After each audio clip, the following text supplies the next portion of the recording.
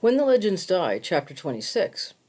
So Tom entered the world of small-time rodeo, a world of hot, dusty little country towns, makeshift arenas, vicious, unpredictable horses, ambitious country riders, and jealous third-rate professionals. And with Red Dillon, a world of noisy saloons, smoky pool halls, ratty little hotels, fly-specked chili parlors, conniving betters.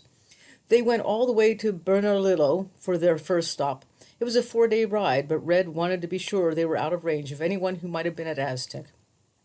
They traveled light with only their bedrolls and didn't even take the bronc saddle. "It's a dead giveaway," Red said. "They see that saddle and they know one of us has done a lot of rodeoing.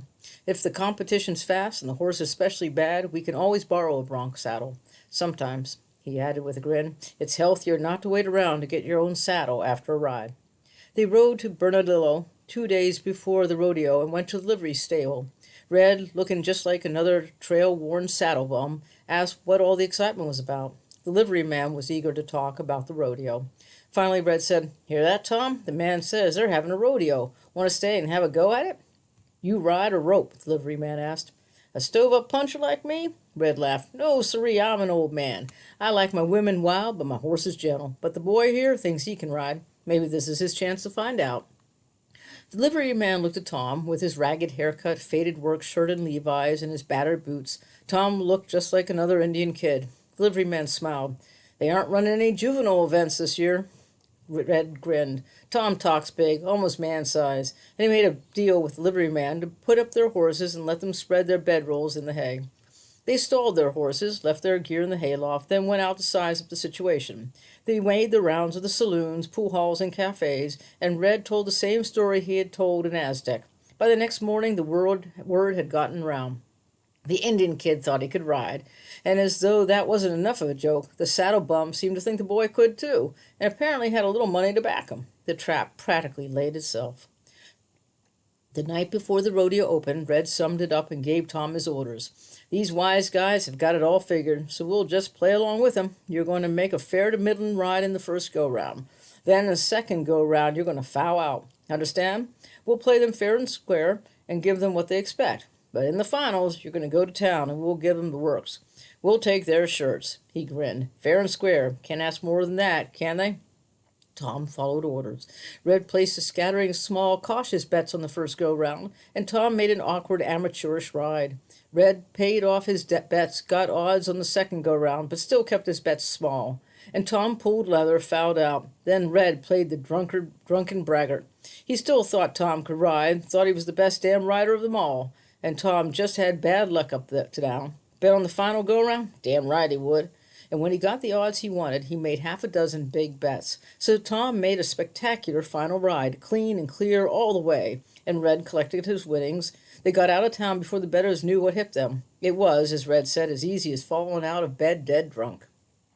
That set the pattern. For the next 2 months, they shuttled back and forth across the state, Red picking only the little rodeos that offered purses too small to lure even the third-rate professionals from any distance. The system wasn't foolproof. Once Tom made such a flagrant foul out that the judges barred him from the finals. Red ranted at him for 2 days after that one. And once Red tried to set up the deadfall, only to have the local betting crowd catch him in it by refusing to go for the extra ride. But it averaged out, as Red said. They worked 7 rodeos, and Red cashed in at 5 of them. Then they went to Carrizozo, and everything went wrong. Try to make a losing ride look honest in the first go-round, Tom was thrown and landed heavily on his left shoulder. His arm was so lame he had to ride right-handed on the second go-round. Off balance, he grabbed the saddle and fouled out to spare himself another fall. The situation was hopeless, and Red agreed there was no use even trying to ride in the finals. And to cap it all, Red got roaring drunk that night, started a brawl, and landed in jail. It took him a week after he sobered up to argue himself out of jail by paying a fine and promising to get out of town. By then, Tom's arm had begun to heal, but he was ready to call it quits. Tom was tired. He had averaged 1 rodeo a week all fall, with long, hard rides between. He was young and strong, but the beating he took in the saddle was beginning to tell on him, and he wasn't even getting the satisfaction of winning on horses he knew he could ride. There were a dozen ways to lose a round, and he knew them all by now, but every one of them took something out of him. When he rode loose in the saddle, his spine took a beating. When he broke rhythm, his neck was jerked, and his arm still throbbed, and his whole shoulder ached night and day. He wanted to quit and go home.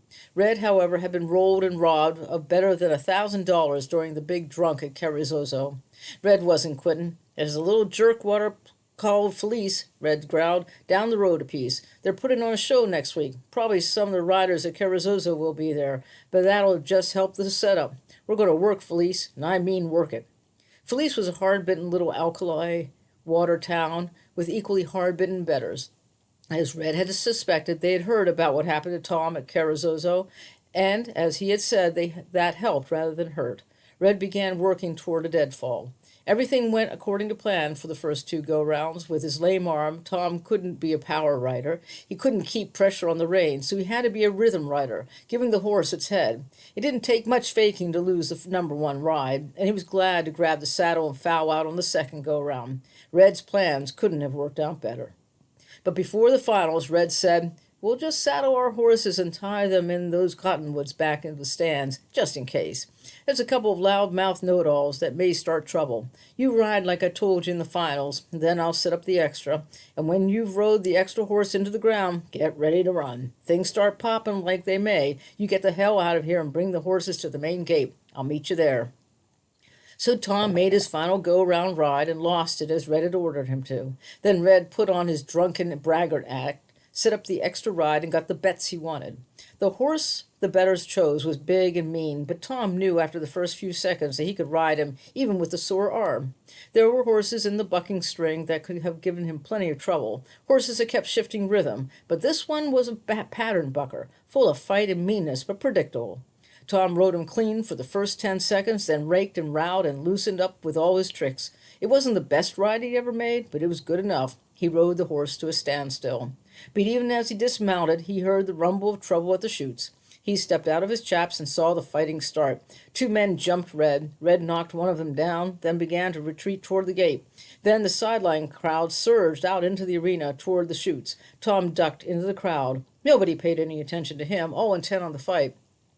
Tom squirmed his way, finally got clear, and ran to the gate. He got outside, got the horses, and rode back toward the gate. Just as he got there, Red came charging through the crowd. He had reached the gate and was almost in the clear when someone grabbed him by the shirt. Red slid out of the shirt like a snake out of its skin, yelled, "Get going!" and grabbed the horn of his own saddle. He slapped his horse in the flank, pulled himself up, and both horses lunged into a run.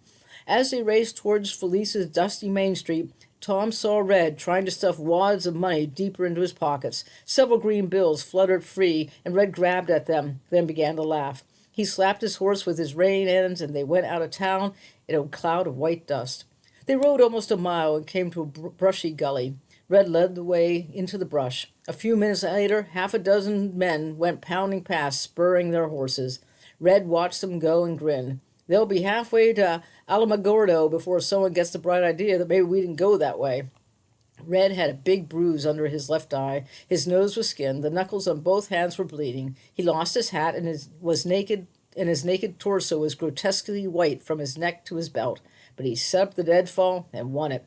When the posse was out of sight, they rode up the gully for a couple miles, came to a creek, and followed it for almost an hour. By then, Red's naked skin was beginning to sunburn, so they stopped in a grove of box elders till sundown.